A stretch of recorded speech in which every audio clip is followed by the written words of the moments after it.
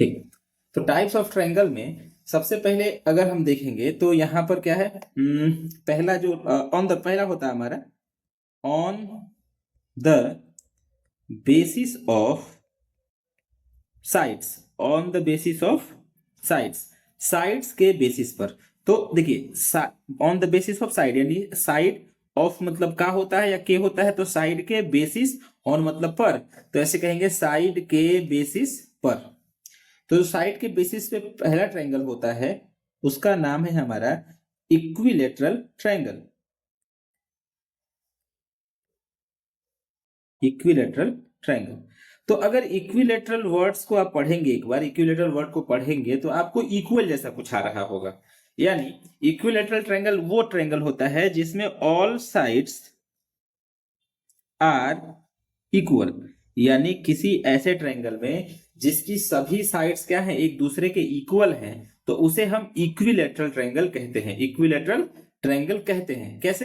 जैसे मान लीजिए कि यहां पर एक ट्रायंगल लिखा हुआ है, ठीक है, इस ट्रायंगल का नाम हमने लिख दिया पी क्यू आर, ठीक है।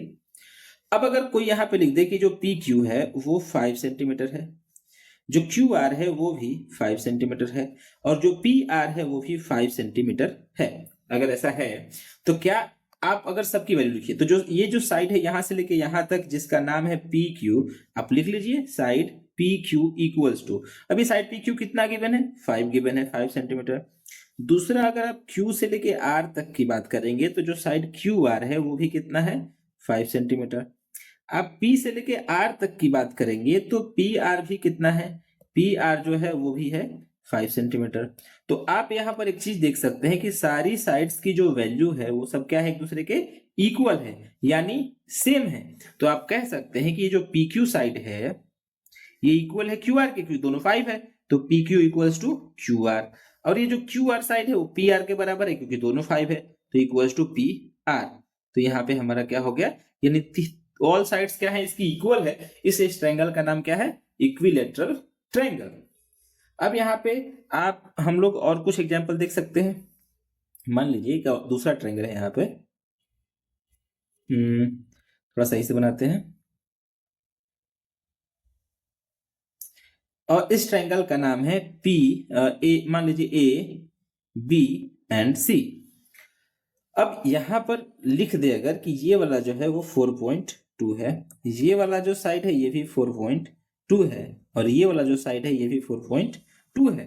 तो इसमें क्या हमें दिख रहा है कि जितनी भी इसकी साइड्स हैं, जैसे ये वाला भी 4.2, ये वाला भी 4.2, ये भी 4.2, इसका मतलब ये है कि सबकी वैल्यू सेम है। तो ये वाला ट्रायंगल कौन सा ट्रायंगल हो गया, ये वाला ट्रायंगल हमारा हो गया इक्विलेटरल ट्रायंगल।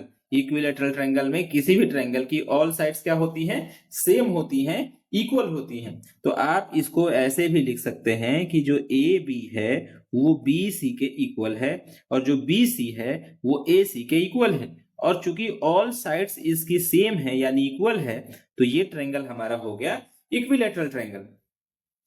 अब इसमें एक और प्रॉपर्टी होती है कि अगर ट्रायंगल इक्विलेटरल है तो यहां एक प्रॉपर्टी अभी आप लोग पढ़ सकते हैं, तो जो होता है ना इक्वल साइड के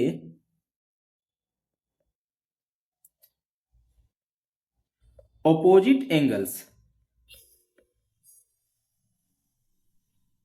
इक्वल होते हैं, क्या होते हैं, इक्वल होते हैं। इक्वल साइड्स के अपोजिट एंगल क्या होते हैं, इक्वल होते हैं। इक्वल साइड के अपोजिट एंगल क्या होते हैं, इक्वल होते हैं। आप इसको ऐसे समझ सकते हैं। तो कैसे समझेंगे, तो देख लीजिए यहां पर कि ये वाली साइड और ये वाली साइड और ये वाली साइड, तीनों साइड इक्वल है।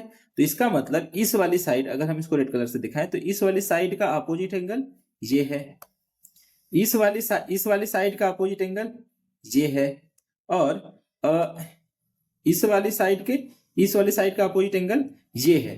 तो यानी इसके सामने का एंगल ए, इसके सामने का एंगल बी, और इसके सामने का एंगल सी। और चूंकि ऑल साइड्स इक्वल हैं तो इनके सामने का एंगल भी क्या होंगे, इक्वल होंगे। तो angle A equals to angle B equals to angle C, all sides क्या होंगे, इक्वल होंगे। ठीक है, इसको थोड़ा और एक बार समझते हैं अच्छे से कि इसका क्या मतलब है।